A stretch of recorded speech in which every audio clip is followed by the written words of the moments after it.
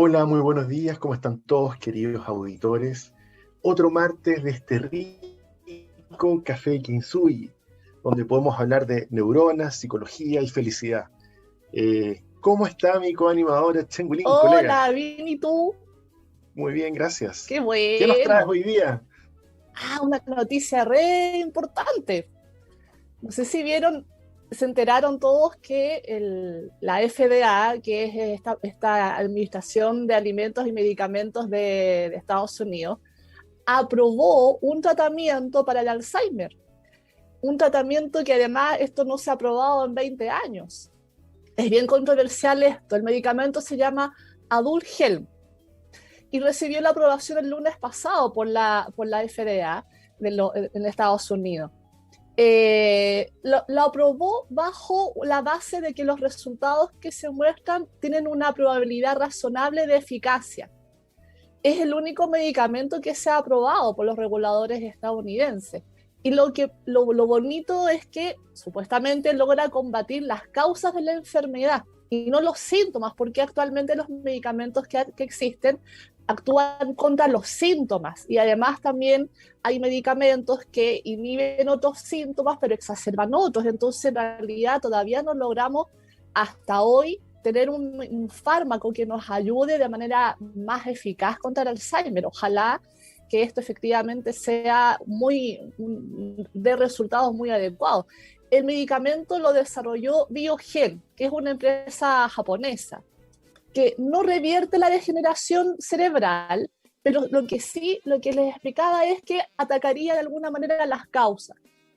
Y hay controversia porque claramente no todas las asociaciones, no todas las entidades, no todos los investigadores están muy de acuerdo con esto. De hecho, el doctor Caleb Alexander de la Universidad de Johns Hopkins indica que en su opinión se aprobó un producto con razón insuficiente. Bueno, la FDA no está diciendo que la aprobación es absoluta, ni tampoco está diciendo que este medicamento es la solución maravillosa, sino que la prueba con reparo, la prueba con que hay evidencia suficiente para suponer que va a ser un medicamento eficaz, pero lo sigue manteniendo en revisión. Es decir, va a estar observando, seguramente con otros estudios, cómo se va dando los resultados de este medicamento para mantener la aprobación o dar pie atrás. Entonces, claramente esta es una noticia que afecta a millones de personas de edad avanzada, a sus familiares y seguramente va a desatar debates, por supuesto, en toda el área de la salud, de los académicos, incluso en los activistas, de los pacientes. Ojalá que haya consecuencias positivas respecto de este tratamiento nuevo farmacológico en el Alzheimer. Lo importante es que ya se está haciendo, que la ciencia avanza, porque recordémosle a nuestros auditores que el Alzheimer es una enfermedad que aparece en la adultez mayor, se presenta, pero que su nacimiento se origina incluso hasta 3 décadas antes y que tiene que ver con la pérdida de la memoria. Por ende, qué importante es un par de años más de vida con alguien que está 100% con sus recuerdos. Eh, bueno, queremos recordarle a nuestros auditores que Café Kintsugi se transmite por www.radiohoy.cl y en su señal de audio o TV streaming, y además en el canal 131 a través de Sapin TV. Hoy día tenemos un tema súper entretenido, nos han escrito también por ahí, Sí, por interno, nos han hecho preguntas, y por eso les volvemos a invitar a todos que nos escriban a @cafekintsugi en nuestro Instagram. Bueno, les cuento, el pasado miércoles 2 de junio, o sea, hace poquito, hace en el mes poquito. del orgullo gay, del Pride, ¿no es cierto? El cantante puertorriqueño Ricky Martin reveló a la revista People que se sintió violentado, violado, superado, cuando la periodista Barbara Walters lo interrogó sobre su sexualidad hace casi 3 décadas atrás, cuando él recién incursionaba en el mercado anglo, con un éxito como un sex symbol, como un super artista. Y en ese momento él dijo, siento que tengo sintomatología, siento que tengo TEP, siento que tengo trastorno de estrés postraumático. Eso fue lo que dijo.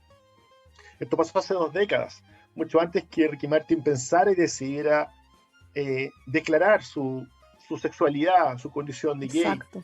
como él mismo ha señalado. Ricky Martin fue puesto en aprietos por la periodista.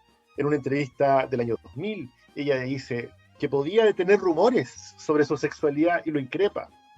Ricky Martin, y acá es lo interesante, y esto es lo que quiero transmitirle para iniciar la conversación, Changhua, cuando Ricky Martin se siente acorralado por esta periodista en vivo ante las cámaras, él le pasa lo mismo que le pasa a cualquier animalito de estos documentales de Animal Planet y a cualquiera de nosotros. Él quería huir, él quería escapar, él quería irse, desaparecer, el trágame tierra que dice la gente. Bueno, claro. Él quería desaparecer, él quería luchar o huir, irse, pero tenía en vivo millones de cámaras y una pregunta encima que lo estaba acosando, violentando, violando. ¿Qué nos puedes contar un poquitito de esta experiencia? ¿Qué es el TEP, Changhua? ¿Qué le pasó a Ricky? Lo que le pasó a Ricky lamentablemente no fue algo nada agradable, fue bien desasertiva la periodista. A veces nos pasan situaciones así, ¿eh? De hecho, el video lo pueden buscar, lo pueden ver y se van a dar cuenta cómo la periodista lo increpa y cómo él lo pasa muy mal. El TEPS, o de mejor manera lo podemos comprender como trastorno de estrés postraumático, TEPS, es una afectación a la salud mental que algunas personas pueden desarrollar tras experimentar, vivenciar algún evento traumático. Este episodio puede poner en riesgo la vida o en riesgo nuestra psique. Es decir, apreciamos que estamos en riesgo de muerte o apreciamos que estamos en riesgo psicológico, ¿sí? Algo nos está afectando emocionalmente. Y esto puede ser, comúnmente lo asociamos a guerra, ¿no? A la vivencia de guerra a los soldados, pero no solamente es eso. También podemos estar sometidos a desastres naturales, un accidente automovilístico, una agresión sexual, una agresión más leve, una enfermedad crónica, abrupta y que después puede que probablemente se prolongue, duelo, etc. En el fondo es una amenaza a nuestra integridad, a nuestra salud psíquica o una exposición real a la vida, ¿cierto? El evento no necesariamente tiene que ser tan peligroso como una muerte repentina o inesperada, ¿sí? En el fondo es algo que a nosotros nos esté afectando. Y es normal sentir miedo durante y después de la situación traumática, porque el miedo desencadena una respuesta biológica muy natural de lucha, huida o congelamiento. Esta es la forma en que el cuerpo busca protegerse ante posibles peligros y genera cambios en el cuerpo, como la liberación de ciertas hormonas, aumenta el estado de alerta, la presión arterial, la frecuencia cardíaca, la respiración para correr, para luchar. Con el tiempo, normalmente la mayoría de las personas se recupera bien, pero no necesariamente todas. Las personas que hacen TEP no van a comenzar a sentirse mejor. Se sienten más estresados, asustados, y esto puede pasar de manera inmediata, como muchos años después. Los síntomas pueden aparecer tardíamente y después pueden desaparecer e incluso después pueden volver a reaparecer si no se han tratado como es adecuado. ¿Cuáles son los síntomas? Comencemos con eso.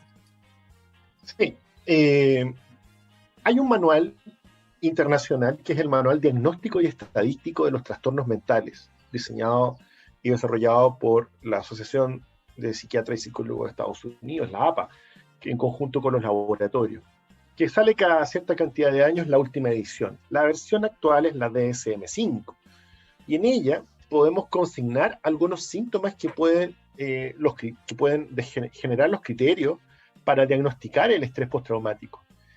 Entre ellos, hay algunos que tienen que ver con el contexto. ¿Dónde surge? Son 3. Haber sufrido una experiencia traumática de modo directo. Me pasó a mí. 2. Haber presenciado el suceso adverso que le ocurre a otro. Puede ser un vecino, mi mamá, mi papá, un familiar. Me lo contaron, pero es tan fuerte y es tan directo, es tan potente que me transforma en víctima indirecta y me genera un TEP. 3. Saber que el suceso traumático le ha ocurrido a un familiar. Me contaron, a un amigo íntimo, a alguien.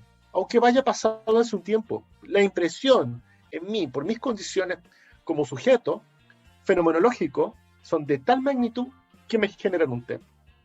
Hay síntomas de distinta naturaleza, de intrusión, de evasión. Veamos los de intrusión.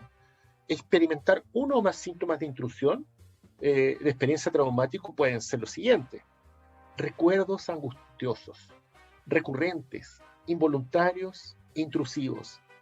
No, a cada rato me aparece esto, a cada rato. Flashback. Flashbacks son como pedacitos de la película que me vuelven. Le hacen sentir a la persona como si lo estuviera pasando nuevamente, en el presente, ese pasado. Vuelve el flashback, vuelve a vivir la experiencia. Lo vemos en las películas, que el famoso soldado está en Nueva York, ya pasó la guerra hace varios años, pero él se le vuelve a activar el flashback y sale corriendo, tiene miedo. También cuando tratamos de descansar aparecen los sueños angustiosos, sueños recurrentes, con contenido relacionado con el suceso, directo o indirecto. A veces soñar con un monstruo, con un extraterrestre, es soñar con el agresor que me lo provocó de una manera disfrazada. La mente tiene esta cosa inconsciente que me disfraza el miedo. Reacciones disociativas, como ver escenas en retrospectiva, donde la persona podría actuar como si la situación se repite. Y en los más extremos, una pérdida completa de la conciencia respecto al entorno en el que me encuentro. Y por eso es que vemos a las personas a veces como que están viviendo una experiencia que no tiene nada que ver con la condición o el lugar donde se encuentran. Y malestar psicológico intenso, muy intenso y prolongado, al exponerse a factores o detonadores o disparadores internos que lo conectan de manera inmediata con sus redes neuronales al recuerdo traumático. También hay reacciones fisiológicas, por eso es que el STEP es un trastorno que no solo afecta a mi salud mental, sino también mi condición física. Por eso yo lo somatizo. Entonces, dolores de cabeza, colon irritable, dolores de cuello, cansancio, anedonia, etcétera. Exacto. ¿Quieres continuar? También hay síntomas del orden de la evasión.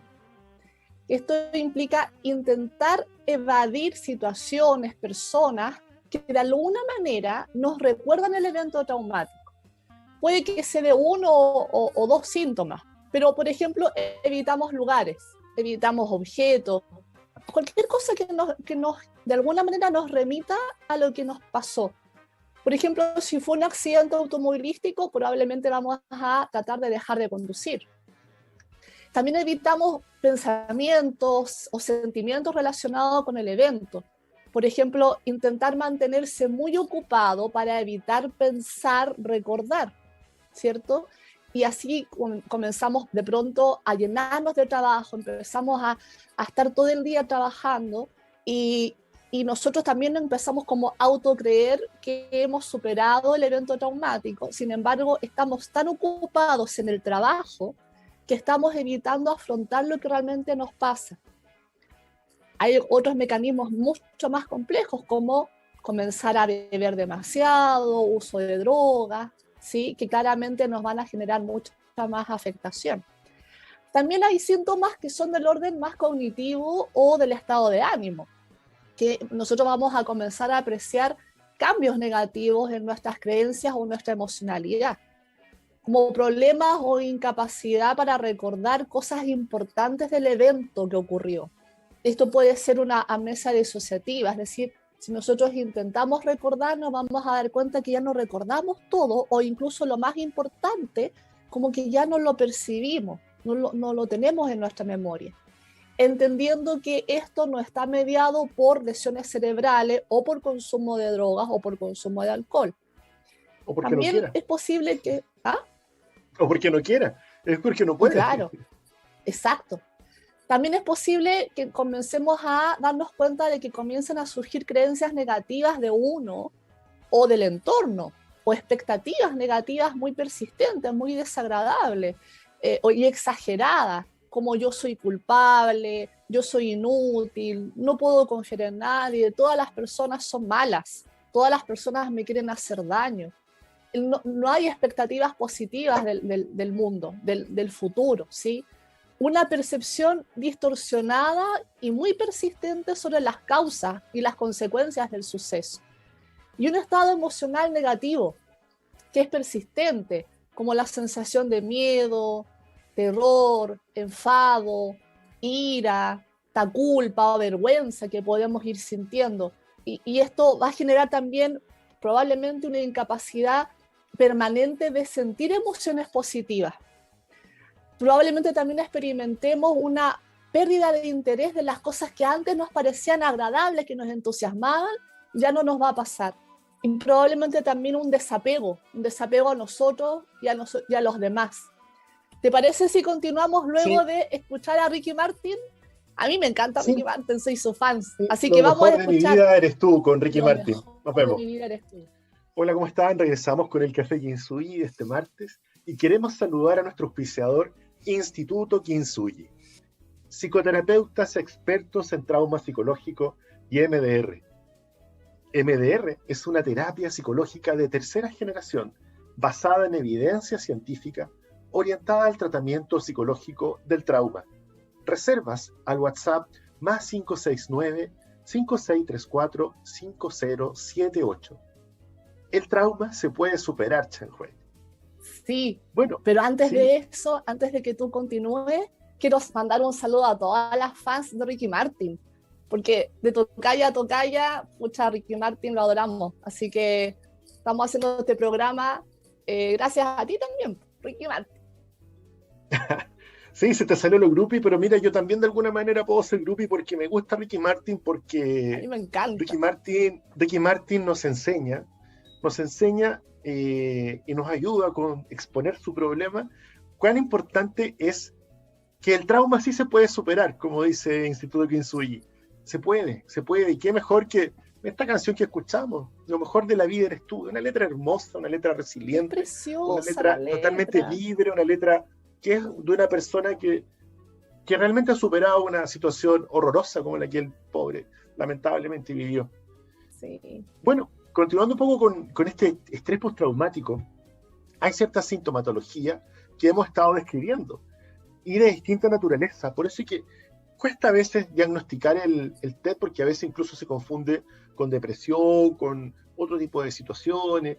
Pero, por ejemplo, también están los síntomas de hipervigilancia y reactividad.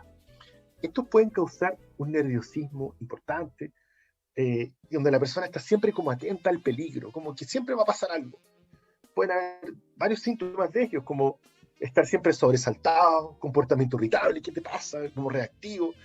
Pueden haber arrebatos de furia, sin mediar provocación, de la nada, parece que fuera, pero no es así. Comportamientos imprudentes, a veces autodestructivos, estar al límite, gente que sale corriendo de la nada, no responde, respuestas de sobresalto, pero básicamente como un globo, englobar todo esto en la hipervigilancia. El estar siempre de turno, siempre 24/7 que va a pasar algo malo. Eso implica incluso dificultades en el sueño. Síntomas que generalmente comienzan de a poco en el acontecimiento traumático, pero empiezan a larvarse y a crecer, y a veces después de meses o años emergen. Y pueden venir a los años, muchos años después, por un detonador, Chanhue. Exactamente. ¿Qué es trauma? Ampliemos un poquito el concepto, ¿no? Sí, claro. Porque no solamente es trauma por estrés, o sea, no solamente es TEP, ¿sí? El TEP está en base a una vivencia traumática. Normalmente tendemos a pensar que el trauma ocurre por un evento que para todos comúnmente podemos entender que es muy traumático. Ya dijimos, guerra, accidente de auto, amenaza a la naturaleza, un incendio, ¿no? Pero el trauma lo podemos definir como el resultado de la exposición que ocurre en un momento dado cuando la persona se ve expuesta a un hecho adverso. Y un hecho adverso que para uno es un hecho adverso y que es inevitable. Y va a sobrepasar los mecanismos internos que nosotros tenemos de defensa para afrontar esta situación, como también los recursos que pueda tener la persona externamente cuando uno pide ayuda. Por ende, no logramos afrontar de modo adecuado la situación adversa y superarla. Cuando las personas se sienten sobrepasadas por las emociones provocadas por esta situación crítica, los recuerdos no pueden transformarse ni activarse en la memoria como experiencias superadas adecuadamente o como datos neutros que no molesten, y se guardan en el cerebro del mismo modo en que se reaccionó en el momento del suceso produciendo ansiedad, angustia, un malestar que es significativo, ¿no? Y que se alarga en el tiempo. La persona se ve como impedida de detener, de controlar lo que le resulta, lo que da por resultado esta herida emocional o un trauma psicológico.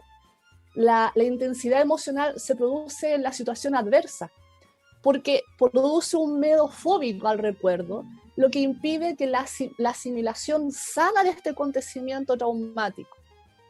A nivel neurobiológico, los recuerdos traumáticos se van a organizar fragmentadamente, es decir, quedan como percepciones visuales, somáticas del cuerpo, olores, un ruido, algún sonido, los rostros de las personas, una frase, creencias negativas, conductas que aparentemente son inconexas al evento traumático, pero en realidad no lo son, y que se apartan, por lo tanto, de un procesamiento más consciente, provocando una fuerte alteración emocional cuando se ven expuestas a un detonador que los da de alguna manera a reactivar este recuerdo fragmentado que se asocia al trauma.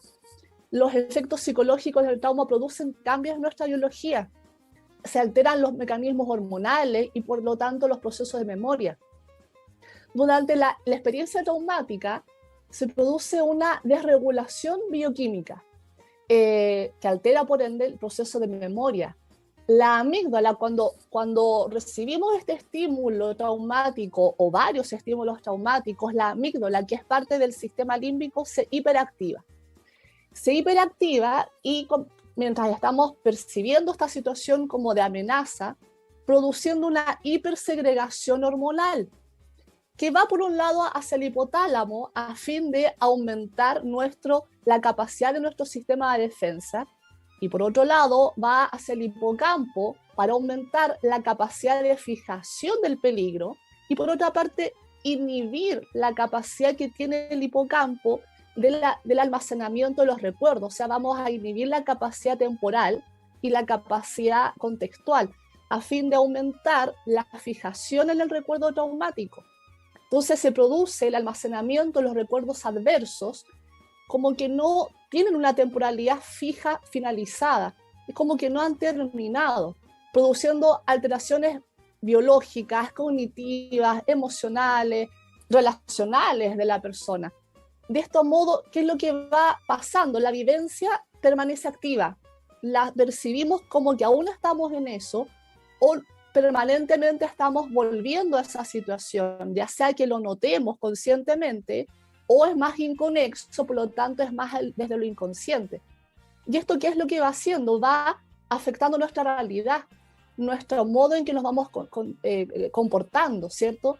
Genera una tendencia a recordar constantemente lo que nos ha ocurrido, ya sea el recuerdo completo o fragmentado. ¿Cuál es la lógica de esto? Ustedes dirán, ¿por qué tenemos este sistema? ¿Por qué no es un sistema más saludable? En realidad el sistema es muy saludable, es muy adaptativo. Tenemos que pensar que nosotros somos seres humanos que estamos preparados, orientados a la supervivencia. Por lo tanto, tendemos a fijarnos en los hechos adversos. Por eso es que ocurre todo este funcionamiento entre la amígdala, el hipocampo, el hipotálamo y toda la hipersegregación de hormonas. Porque si nosotros neurobiológicamente nos fijamos más en el hecho adverso, vamos a estar más atentos a todas las situaciones que nos puedan de alguna manera remitir a lo que ocurrió como un mecanismo de hiperalerta para ponernos a resguardo y evitar que nos ocurra lo que ya nos ha ocurrido, porque nosotros aprendemos evidentemente de esto, ¿cierto? Entonces de esta manera vamos a estar viviendo en este estado de hipervigilancia, dado que lo que nos ocurrió fue tan impactante. Entonces, al estar en hipervigilancia, vamos a tener los recuerdos casi como a flor de piel, y de esta manera vamos a poder reaccionar de la misma manera en que reaccionamos en ese momento para defendernos y ponernos a salvo. Porque vamos a detectar que hay situaciones o fragmentos de memoria que se van a detonar a partir de esta vivencia traumática, y así nos colocamos a salvo. Por eso es que funcionamos de esta manera. Por eso, y esto ocurre miren la lógica, es muy linda porque ocurre cuando lo que ocurrió nos superó. Entonces nos está diciendo nuestro propio sistema, eso es muy complejo para ti, es muy peligroso, te faltan recursos para afrontarlo, por lo tanto, cada vez que tú te veas expuesta a esto, se activa todo el mecanismo que en ese instante se activó para que tú te puedas colocar a salvo cada vez que ocurra, ¿cierto? Hay que comprender que, y respetar que lo que para una persona pueda ser una vivencia traumática, para otra no puede serlo. Por lo tanto, las causas de los traumas psicológicos son absolutamente subjetivas y propias, individuales de cada persona. Esto hay que respetarlo mucho porque a veces tendemos a caer en los comentarios de, ay, pero si eso les pasa a todos, o ya, pero supéralo, cosas así que de alguna manera nos hacen sentir como que estamos incapacitados o no nos hacen sentir en confianza para compartir lo que nos ha pasado. Es muy personal la vivencia, sobre todo cuando no estamos hablando de algo como tan claro como lo que decíamos, situaciones de accidente, de abuso, situaciones de desastres naturales, ¿no? Vámonos, antes de continuar, vámonos a comerciales, pero que no se me olvide saludar a las fans FC Volveras de Ricky Martin. Y ahora a comerciales. Y estamos de regreso con Instituto Kinsui, psicoterapeutas expertos en trauma psicológico y MDR. MDR es una terapia psicológica de tercera generación basada en evidencia científica y orientada al tratamiento psicológico del trauma. Sus reservas al WhatsApp, más 56 9 56 34 50 78. El trauma se puede superar, ¿cierto, Julio César? Así es. Bueno, luego de tu tremenda explicación neuropsicológica que diste de lo que es el trauma, que es la base de los trastornos como el estrés postraumático, también es bueno contarle también a la comunidad, a los auditores, sobre todo pensando en los más pequeños, que también hay traumas que son traumas ocultos. Y son un modo, los traumas ocultos son un modo de traumatización que usualmente no es apreciada como tal. Pasa desapercibida por los padres o por los cuidadores de los menores. Y esto comienza de pequeñitos, cuando de alguna manera se ven ellos afectados y no reciben una adecuada regulación emocional, ya que los cuidadores o los papás o los abuelitos, los tíos, quienes estén a cargo de ellos, no están disponibles. Pueden estar presentes, pero no disponibles, que es algo que es muy importante poder diferenciar. La disponibilidad de quien cuida a un menor tiene que ser absoluta. Él tiene que sentir que está para él, que están disponibles totalmente. Y si ellos no tienen la capacidad de estar ahí presente y poder modular las desregulaciones afectivas de estos niños, niñas o adolescentes, ellos pueden desarrollar traumas ocultos. Y la disponibilidad de estar presentes es poder leerlos, es poder empatizar y poder conectarse con, de mente a mente, qué le está pasando a él, está bien, está mal, necesita algo, algún apoyo.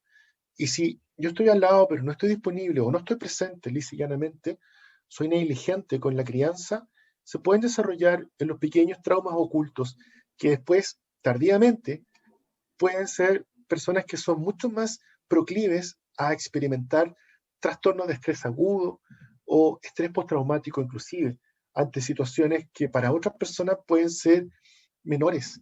Entonces, por eso es que es importante lo que tú decías en el cierre del bloque anterior, que cada persona tiene una historia de vida distinta y puede haber detrás de cada uno de ellos un trauma oculto, Chen Hui. Y la persona no aprende a autorregular sus emociones cuando ya es adulta. Entonces, ante una situación que puede ser evaluada para otros como pequeña, ellos se desregulan y pueden desarrollar incluso un TEP. O puede incluso también tener otro tipo de efecto que también es un poco más crítico, que es el tema de generar un trastorno de apego o un trastorno de la personalidad. Es decir, va a marcar la forma en que yo soy, mi identidad y mi personalidad conmigo y con el resto de la sociedad. Bueno, pero volviendo al trauma y a lo de Ricky, porque Ricky se trató. Y la pregunta que nos hacemos todos, bueno, el estrés postraumático es una situación muy grave, es una situación, sobre todo post-pandemia, que está apareciendo. cómo se trata el trastorno de estrés postraumático. La pregunta que surge de cajón es, ¿voy al psiquiatra? ¿Voy al psicólogo? ¿Qué hago, Chanhue? Claro, claro, el TEPS y el trauma en general se puede y se debe abordar desde dos líneas, desde dos disciplinas, psiquiatra y psicólogo, que idealmente hay un trabajo en conjunto, ¿no? Si no saben por dónde partir, pueden ir al psiquiatra primero o al psicólogo primero, y dependiendo de las circunstancias, lo más probable es que el psicólogo, cuando haga la evaluación de sintomatológica, lo va a derivar al psiquiatra, y viceversa, el psiquiatra probablemente va a hacer lo mismo, porque por un lado, desde la psiquiatría se va a realizar un tratamiento farmacológico, pero desde la psicología se va a realizar en la psicoterapia un tratamiento hacia las causas, hacia poder aumentar los recursos internos, hacia poder superar lo que ha ocurrido, va a trabajar desde lo subjetivo, ¿sí? Entonces, idealmente el paciente va a estar con una afectación somática y psíquica, por lo tanto tiene que acudir a psiquiatra o a psicólogo, entendiendo que son distintas las miradas y distintos los enfoques, pero se trabaja en conjunto. El psiquiatra va a dar un tratamiento farmacológico adecuado. Es muy importante que para fármacos se vaya al psiquiatra. No se automediquen, porque por lo general las personas tienden a tomar el famoso clonazepam, lo toman, lo empiezan a tomar sin una regulación adecuada, y lo más probable es que no sea lo que necesiten y no esté generando los efectos necesarios. El psiquiatra hace una evaluación de toda su sintomatología, de la historia, también de los factores como edad, las circunstancias, el sexo, etcétera, donde va a poder dar el mejor tratamiento farmacológico que ustedes necesiten, y además va a hacer un seguimiento, porque no somos objetos, somos seres humanos y cada uno tiene su propia vivencia, distintos modos de reaccionar al tratamiento farmacológico.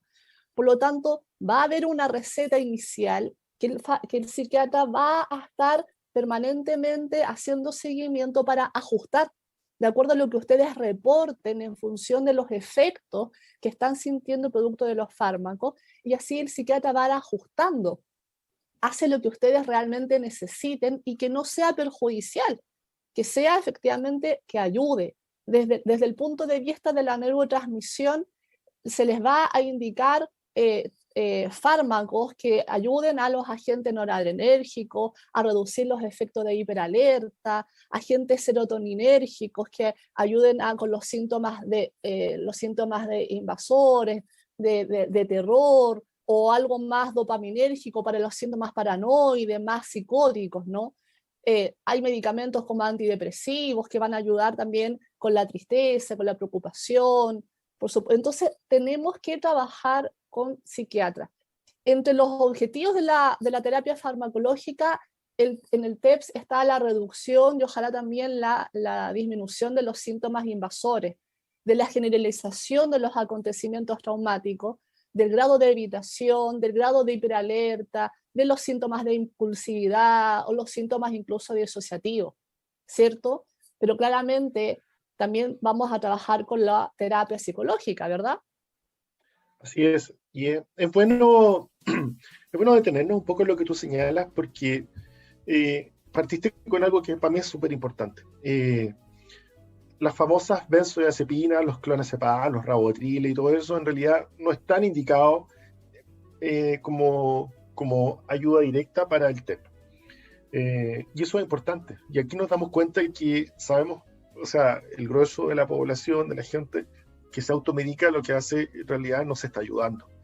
Y lo que ocurre y hay que valorar el TEP, porque el trastorno de estrés postraumático no es la patología en sí en puro. Puede provenir de distintas causas. Puede ser una multicausa y puede ser un trastorno de estrés postraumático complejo, ¿no es cierto? Con varias situaciones traumáticas de vida. Por ejemplo, en el caso de Ricky Martin, no sabemos si tuvo esa situación que le ocurrió cuando estaba con la Barbara Walters en la televisión en vivo. No sabemos si ese fue el evento único de su vida que le generó el TEP, o ese fue solo un disparador que le hizo recordar múltiples eventos donde él tenía miedo de ocultar cosas que no quería contarle a nadie. Entonces, el abordaje psicológico va a ser distinto, Changhue, y el abordaje terapéutico, psiquiátrico también va a ser distinto. Exacto. Y por eso es que hay que hablar de un equipo combinado de profesionales, dependiendo cada sujeto fenomenológico, cada paciente, que es distinto, su edad, su historia, su cultura, su biología, sus antecedentes genéticos y epigenéticos, porque también si mi papá fue alcohólico, drogadicto, fue un soldado, fue a la guerra, no tengo idea. Todo esto incide en la persona y en su crianza, como lo hemos hablado de los traumas ocultos. Entonces, la terapia psicológica, ¿qué se hace? Avísame con el tiempo, Chango, y si me voy de banda. Un minuto antes de contar. Fantástico, acá lo explico al tiro, en un minuto. Mira, en general las terapias con las que se trabaja el trastorno de estrés postraumático son las terapias de cuarta generación, que son todas basadas en evidencia científica, entre ellas la terapia cognitivo-conductual y la terapia de estimulación visual que desensibiliza y reprocesa, que es el EMDR. Y ellas lo que hacen es adaptarte y prepararte para ir superando paulatinamente el trauma. Chengui, ¿cómo andamos de tiempo? Justo. Vámonos a escuchar La Mordidita de Ricky Martin. Fantástico, me encanta, una de mis favoritas. Vamos con Ricky Martin. Hola, y volvemos al Café Quinsuya, ya estamos en la etapa final. Aprovechamos de mandarle un cariñoso abrazo, un cariñoso saludo y mucho ánimo y nuestra admiración a nuestros colegas de la salud que están trabajando para superar nuestra pandemia. Por favor, vacúnense, vayan a vacunarse, no se olviden de eso. Sigamos conversando, Changue. Mira, parte de la terapia psicológica, tú vas al psiquiatra, porque yo necesito que el psiquiatra me saque el trastorno de estrés postraumático. Y el psiquiatra te dice, ya, yo se lo voy a sacar, vaya al psicólogo. Tiene que hacer terapia, porque tiene que trabajar justamente el trauma, tiene que trabajar el recuerdo, lo que tú también explicaste sobre este funcionamiento tan complejo del cerebro, donde están los recuerdos, porque el trastorno de estrés postraumático es como un programa que me activa los recuerdos de lo que me pasó y que me ponen súper mal. ¿Qué trabaja la terapia? En este caso, la terapia MDR, aumenta por un lado la ventana de tolerancia emocional, es decir, cuánto puedo aguantar antes de activarme hacia arriba, hacia la hipervigilancia, o activarme hacia abajo, hacia el no poder moverme, al quedarme congelado. Te empieza a aumentar la ventana de tolerancia, hace que puedas soportar y aguantar situaciones. Trabaja con la exposición, con el exponerte de a poco, de manera paulatina, controlada, cuidada, que puedas aceptar eso que te genera cierto rechazo, fobia, etc. Desensibiliza, es decir, desconecta emocionalmente o cognitivamente ciertos disparadores que te conectan con ello y reprocesa. Reprocesar tiene que ver con este modelo adaptativo de la información que tenemos en nuestra memoria, que tiende a que uno tienda a recuerdos saludables, que los recuerdos sean eso. Finalmente, que el trauma deje de ser un trauma, una situación que no pude evaluar ni reaccionar de manera adecuada en su momento, y sea solo un recuerdo malo más. Así como tengo en mi oferta de recuerdos de mi vida, recuerdos buenos, más o menos, recuerdos fome, recuerdos malos y muy malos, solo eso. Sí, recuerdo que me pasó eso y punto, lo superé. Y trabaja 3 vertientes: pasado, presente y futuro. ¿Qué hace en el pasado? Trabaja el trauma original, los traumas que realmente partieron con mi historia. Vamos a saber cuál será la historia de Ricky, no sabemos cuál fue su trauma original, probablemente algo en la infancia. El pasado. Trabaja el presente, todo lo que me conecta con lo que no quiero recordar, lo que me hace evitar, evadir, los disparadores, los gatillos, las cosas, olores, colores, palabras, cosas que mi mente conecta y me hace sentir miedo. Y trabaja el futuro, dándome posibilidades de donde yo diga, ya no voy a evitar, ya sé cómo se hace. Ahora sé que músculo mental para poder enfrentar esa situación y sé cómo hacerlo. Dinámicas y técnicas que se utilizan como apoyo dentro de la terapia están en mindfulness, el aquí y el ahora, la respiración, respiraciones específicas. Respirar es fundamental porque tiene que ver con el cuerpo, el trastorno de estrés postraumático. Cuando estamos corriendo y huyendo, respiramos cortito y fuerte. Cuando estamos reposando y durmiendo, respiramos muy tranquilo. Y el conector, el hilo conductor es la respiración, la ventilación. ¿Qué hacemos con los pulmones? También el conectarnos con el aquí y el ahora, con el presente. Diferentes técnicas que se aprenden, que me permiten calmarme y darme cuenta que estoy aquí y ahora, y no en eso que ya pasó, que no es ahora, ya pasó. Sí, antes de ya comenzar a despedirnos, nosotros quisimos hacer este programa dado el pase que permitió Ricky Martin al visibilizar en el fondo lo que le había pasado, y nótese que lo visibilizó después de 2 décadas. O sea, después de 2 décadas ya podemos inferir que es algo que para él ya no reviste traumatización y la puede expresar cómodamente, ¿cierto? Es importante que nos demos cuenta que cuando nos ocurren situaciones traumáticas, a raíz de todo este mecanismo neurobiológico que yo les explicaba, probablemente no nos demos cuenta tan conscientemente de que nos está pasando algo. Por lo tanto, cuando a ustedes les pase alguna vivencia traumática o varias vivencias traumáticas, una seguidilla de vivencias como los traumas ocultos, por ejemplo, es altamente recomendable que no dejen pasar el tiempo. No vayan al psiquiatra y al psicólogo después de años. Traten de ir lo más inmediato que puedan, porque claramente las posibilidades que tenemos nosotros los profesionales de ayudarlos va a ser mucho más alta cuando sea algo más inmediato que cuando ya hayan pasado muchos años. Además que hay que comprender que los recuerdos a un inicio todavía no se están consolidando de manera tan relevante. Cuando ya han pasado muchos tiempos, los recuerdos ya están más consolidados y se genera un entramado de redes neuronales que es más complejo de atender. Y además que pasa mucho tiempo que lo pasan muy mal. ¿Para qué permanecer tanto tiempo sufriendo?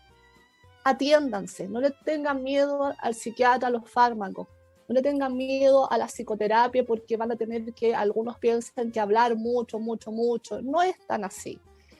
Y algo que quiero destacar, recuerden, porque lo hemos explicado veces anteriores, el MDR como terapia en sí es una terapia muy protectora, es decir, no los va a exponer, no los va a someter a hablar de cosas muy dolorosas y traumáticas si ustedes todavía no están preparados para ello. Nos vamos a tomar un momento importante para aumentar sus recursos, aumentar sus capacidades, sus mecanismos para afrontar la situación que han vivido y luego trabajarla.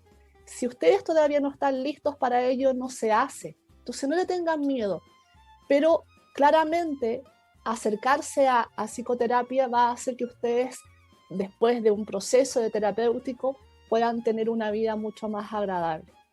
Cariños a todos, abrazos, gracias por escucharnos este día martes.